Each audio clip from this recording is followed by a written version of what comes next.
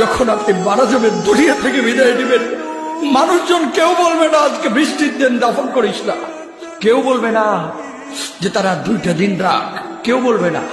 কবরের মধ্যে যখন নিয়ে যাওয়া হবে, আপনার স্ত্রীর কথা মনে পড়বে, আপনার সন্তানের কথা মনে পড়বে, আপনার বাবার কথা মনে পড়বে।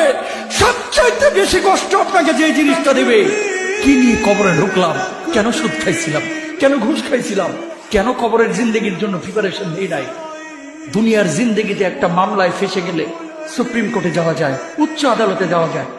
আখিরাতের জিন্দেগিতে কোনো মামলায় ফেসে গেলে পালাবার কোনো আর পথ নাই। চলে যেতে হবে। দালান ঘর, বাড়ি ঘর, টাকা পয়সার জন্য পাগল হয়ে থাকে আমরা, কিন্তু এটা আমার আসল ঘর নয়। যেই গোসলখানাটারে আমি এত সুন্দর করে টাইলস করে ইটালিয়ান ফিটিংস দিয়ে বানালাম, আমার জীবনের শেষ গোসলটা কি ওই গোসলখানায় হবে? কথা বলে